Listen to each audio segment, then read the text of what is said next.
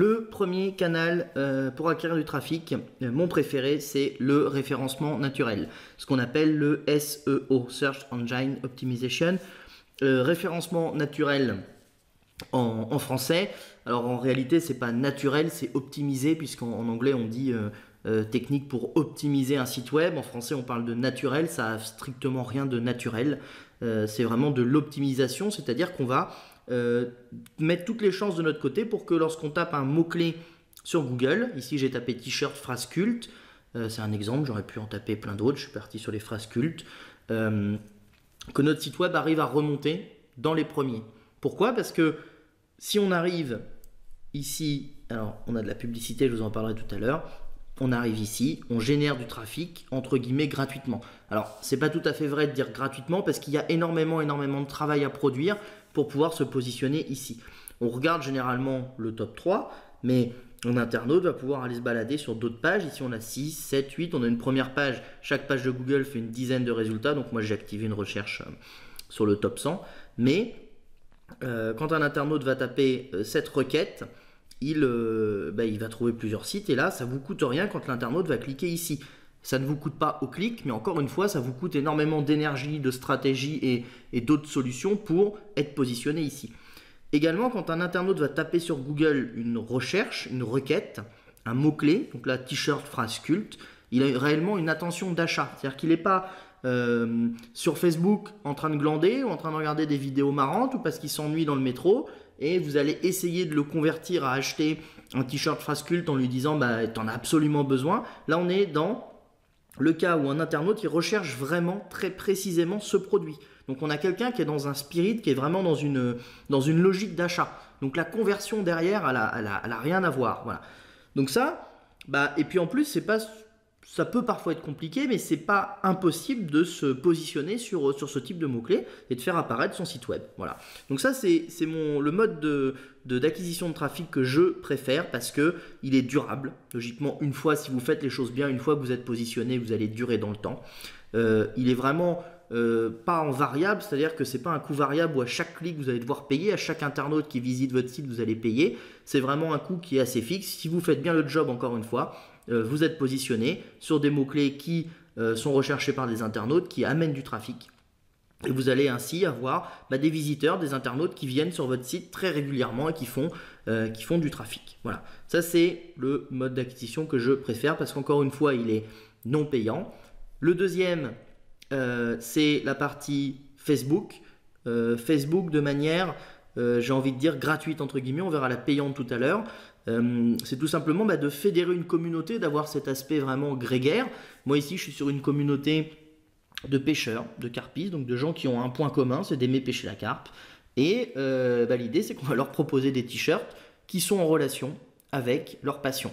Ici, on a un total de à peu près 14 000 personnes, 14 000 fans, donc 14 000 personnes qui ont liké la page. Ce qui fait un potentiel de clients de 14 000 personnes. Et si, j'anime très régulièrement ma page, ici, voilà, avec des publications, avec des photos, avec des blagues, avec des vidéos. Et l'idée, c'est réellement de fédérer cette communauté et de leur pusher les produits qui les intéressent. Donc si j'ai une boutique, je peux venir pusher tout simplement différents visuels, différentes photos sur des t-shirts ou sur du textile ou autre, pour leur dire voilà, le visuel te plaît. Et là c'est assez facile de trouver sur des thématiques comme ça des t-shirts. Donc si vous avez déjà une communauté Facebook sur laquelle vous êtes engagé, sur laquelle vous avez déjà fédéré des gens autour d'une passion, ça peut être le sport, ça peut être la natation, ça peut être la moto, ça peut être la randonnée, ça peut être la montagne, ça peut être le surf. On peut imaginer des milliers et des milliers de points communs ou de passions entre les gens. Ça peut être sauver les animaux, ça peut être les chatons, ça peut être les chiens, voilà. Ça peut être plein de choses. Si vous leur proposez un produit qui les touche en fait, qui vraiment leur montre ce qu'ils ressentent, voilà, j'ai envie de sauver des chats, j'en sais rien, ou Chava aujourd'hui, voilà, genre de phrase ça peut marcher. Avec un petit visuel sympa, encore une fois, il faut faire la différence, il ne faut pas juste écrire en Arial 12 sur un t-shirt noir en blanc, mais voilà, en trouvant des concepts sympas, il y a vraiment moyen de fédérer une communauté autour. Encore une fois, c'est beaucoup de temps et beaucoup d'énergie passée, mais ça ne vous coûte rien au clic. Vous n'êtes pas facturé au clic, c'est pas de la publicité payante, c'est une activité gratuite. Et je suis persuadé que dans toutes les personnes qui écoutent la vidéo, il y en a énormément qui ont déjà une communauté Facebook ou déjà un début d'amis, de fans ou de personnes avec qui sont en relation qui vont leur permettre justement de vendre vos premiers produits. Le troisième canal d'acquisition que j'utilise, c'est très simplement en fait la publicité. Là, on va passer dans des choses qui sont payantes. Payantes, c'est-à-dire que le concept est simple. J'ai toujours tapé mon mot-clé. Moi, mon but, c'est d'arriver ici en ce qu'on appelle naturel. Il y a aussi cette partie-là, qu'est-ce qu'on appelle de la publicité. Donc là, on est dans Google Shopping. C'est le programme que Google a mis en place pour pouvoir faire de la publicité. Vous allez payer au clic. À chaque fois qu'on clique sur une publicité de ce petit encart, l'annonceur, donc là, il y a Tunto, il y a Spreadshirt, il y a Vistaprint, va être débité son compte publicitaire va être débité de 1, 2, 3, 4 euros, ça dépend du mot. Des fois, ça peut être en dessous, c'est de plus en plus rare. C'est un système de compétition. Donc là, l'idée, c'est de pouvoir apparaître ici. Et dès qu'on va cliquer sur la publicité, on coûte de l'argent en fait à l'annonceur. Par contre, l'annonceur, lui, il est assuré d'apparaître sur un mot-clé qui est en relation en fait avec le produit qu'il vend. Si on clique ici, on va avoir beaucoup plus de produits. Je peux les faire défiler. Et on voit qu'on est bien dans la thématique de t-shirt frascule, puisque sur chacun des t-shirts que l'on peut voir, vous voyez, ça grossit un peu. C'est pas moi, c'est le whisky avec un petit visuel sympa. Voilà, c'est Spreadshirt qui vend ça.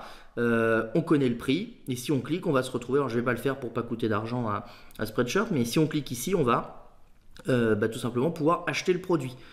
Donc c'est on va dire une mini marketplace qui est proposée par Google qui vous push des produits. Et évidemment, il va falloir payer pour être ici.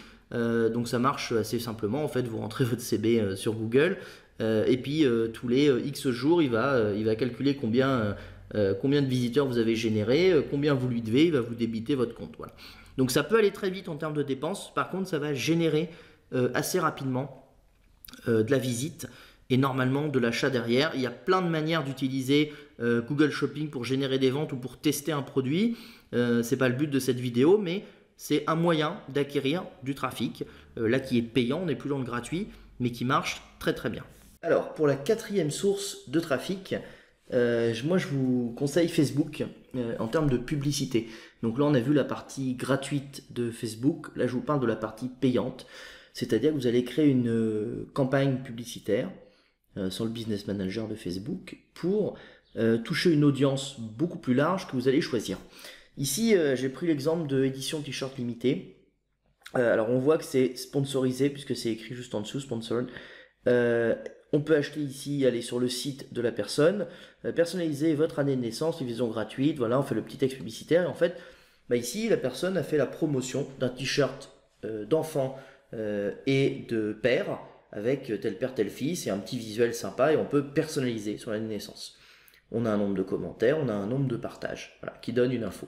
Donc en fait tout simplement, si je vous montre une petite astuce, c'est pas une vidéo dédiée à Facebook, donc je vais être très léger là-dessus, mais on peut tout simplement, en demandant pourquoi est-ce que je vois cette publicité, comprendre que édition t-shirt limitée, il a demandé à cibler en fait tous les gens en France qui sont âgés entre 31 et 36 ans, et qui vivent, qui en fait ont été en France très récemment. Voilà. Donc ça c'est le choix de son audience, mais on peut avoir une audience extrêmement précise. On peut cibler les parents, les enfants, les couples qui ont des enfants de tels et tels âges. On peut cibler des gens qui sont nés en telle année. On peut cibler des personnes qui ont telle ou telle appétence pour une page ou pour une communauté, ou par exemple pour un loisir, pour un sport. On peut cibler les pêcheurs, j'en parlais tout à l'heure. Je pourrais faire une publicité qui cible les gens qui aiment le magazine référent dans la thématique des carpistes ou des pêcheurs par exemple. Voilà, donc là je sais que je fais une communication vers une audience qui est extrêmement ciblée. Évidemment ça a un coût, donc on paye son clic entre quelques centimes et quelques euros. On est plutôt autour de 20 ou 15 centimes le clic. Il y a énormément de stratégies à faire avec Facebook, notamment sur le retargeting, c'est-à-dire que vous allez pouvoir faire du référencement naturel ou générer du trafic grâce à des techniques gratuites que je vous ai montrées tout à l'heure de Facebook, et toutes les personnes qui sont venues sur votre site vont pouvoir recevoir une publicité de la part de Facebook. Et s'ils recliquent dessus, évidemment, vous êtes facturé, mais vous avez généré à nouveau un trafic. Donc il y a vraiment des choses sympas à faire en faisant ce qu'on appelle du cross-canal, c'est-à-dire en mixant toutes les techniques que je vous donne aujourd'hui. Je vous donne mes 5 techniques préférées, mais il en existe énormément, énormément. Et voilà, vous allez pouvoir générer du trafic et puis derrière faire des ventes. Donc il faut creuser comment fonctionne la publicité Facebook, hein. Il y a une image, il y a du texte, il y a une cible. Voilà, donc pour ça vous avez plein d'infos sur Internet, sur YouTube. Puis il faut faire votre propre expérience. Voilà. Et donc pour finir, la source de trafic dont je me sers énormément, c'est également l'emailing. Donc là, je vous présente un outil Mailjet qui est français par rapport à plein d'autres outils qui sont étrangers. Moi, je préfère Mailjet. Ça vous permet en fait d'envoyer des emails avec une campagne. Donc vous allez envoyer le même message à peut-être 500, 600, 700, 1000 personnes ou plus. Ça peut aller jusqu'à 10 000, 20 000, 30 000, ça n'a pas de limite. Vous allez pouvoir mettre des variables de personnalisation. C'est-à-dire qu'à partir du moment où vous avez des premiers clients sur votre shop, vous avez vendu des premiers t-shirts, quand vous allez sortir un nouveau visuel, quand il va y avoir un événement spécial dans l'année, par exemple la fête des pères, la fête des mères, la Saint-Valentin, ce genre de choses, vous allez pouvoir push un email à toute votre communauté. Et ça, c'est très très puissant puisque à partir du moment où une personne ou un internaute, un client vous a passé une commande et qu'il est satisfait de votre service, eh bien, il va forcément revenir puisque on sait d'après les études que 80% des personnes rachètent à peu près au même shop une fois qu'ils sont satisfaits. C'est pour ça que les gens achètent sur Amazon, c'est pour ça que les gens achètent sur Cdiscount, sur les très très gros sites, parce que ils ont une bonne expérience d'achat, une expérience positive. Donc là, c'est ce que vous devez réaliser, c'est à partir du moment où vous avez généré déjà quelques ventes, des premières ventes, vous avez des clients satisfaits. Vous pouvez leur écrire un message pour savoir s'ils sont satisfaits de la vente, s'ils peuvent vous mettre une bonne note sur votre Google Business, et ainsi de suite. Donc là, vous allez pusher un email commercial auprès de vos clients. Ils pourront se désinscrire s'ils ne souhaitent plus être contactés commercialement par vous. Voilà. C'est un service qui est extrêmement simple d'utilisation. Vous créez un compte, vous pouvez envoyer vos premiers messages, vous avez des templates. Et alors, vous avez une partie gratuite pour tester qui est limitée à 6000 emails par mois. Vous avez simplement une limite en fait de 200 emails par jour. Mais si vous débutez, ça convient énormément. Alors vous avez simplement à la fin un petit logo disant email envoyé avec la version test de Mailjet. C'est pas dramatique. Pour vous faire la main, ça convient tout à fait. Et de toute façon, si vous voulez vous lancer, c'est 7 euros, soit c'est 7,16 € pour en fait 30 000 emails par mois, quoi. Donc là, c'est la partie hors taxe et ça doit être la partie le prix si je prends annuellement. Alors de toute façon, il n'y a plus de mensuel maintenant, c'est annuellement. Mais vous payez 7,16 € et vous arrêtez votre abo après. C'est une facturation annuelle, donc vous êtes obligé de prendre un an maintenant. Et ça vous fait que voilà à peine une centaine d'euros hors taxe à l'année pour pouvoir envoyer jusqu'à 30 000 emails. Donc ça peut marcher sur vos clients. Ça peut aussi marcher si vous avez des listes de prospection. Par exemple, si vous vous mettez en deal avec des associations, avec des copains, avec des gens qui ont des bases email importantes, vous allez pouvoir promouvoir votre shop. Simplement, faites attention à la législation sur l'emailing et la RGPD. Vous pouvez pas faire n'importe quoi avec, mais si vous respectez tout ça, vous pouvez quand même faire des choses sympas et promouvoir votre boutique avec l'emailing. Les gens vont recevoir un email comme vous recevez tous les jours. Donc à vous de choisir la thématique, hein. Faites pas toujours du promotionnel avec du commercial pur et dur, hein. Envoyez des petites infos sympas, faites promouvoir vos visuels, faites connaître votre marque, voilà. Expliquez pourquoi il faut acheter chez vous, pourquoi votre shop il est bien fait, pourquoi votre marque elle est sympa, mettez des valeurs, c'est ce que je vous expliquais dans la page Qui sommes-nous, hein. Mettez des valeurs dans votre shop, c'est pourquoi vous avez créé ce shop, pourquoi il faut rester chez vous et pourquoi le client sera satisfait derrière. Voilà. On arrive au terme de cette vidéo. On a vu les 5 canaux d'acquisition de trafic qui pour moi sont les plus importants. Si vous lancez votre shop dans le POD, je vous invite à le faire. Franchement, commencez par ces 5 leviers d'acquisition de trafic. C'est énorme pour générer du biz derrière. Ça nécessite forcément un budget. Hein, c'est pas simplement appuyer sur un bouton, pour générer du pognon derrière, mais ça permet, voilà, de faire des ventes, de commencer à vous mettre le pied à l'étrier.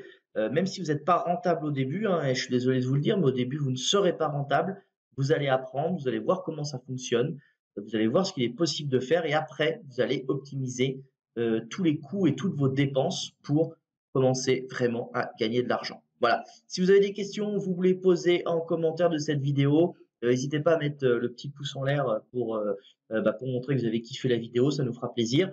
Et puis, n'hésitez pas à la partager sur des groupes de print on demand, sur des groupes de dropshipping, sur votre propre page Facebook pour faire connaître Dropshiprint et puis faire connaître ce qu'on essaie de vous donner gratuitement comme valeur, sachant que dans cette vidéo, vous avez énormément de valeurs qui ont été diffusées, même si elle est gratuite. Voilà. N'hésitez pas non plus à vous inscrire sur dropshiprint.fr, créer votre compte et puis vous allez voir, on a lancé un nouvel outil qui s'appelle la boutique. Vous avez un gros bouton tout en haut dès que vous créez votre compte boutique. Retrouvez-moi dans une autre vidéo pour en parler plus précisément et avoir tous les détails. Mais franchement, ça vaut le coup. C'est un outil extrêmement simple. Voilà. À plus dans la prochaine vidéo. Ciao, ciao.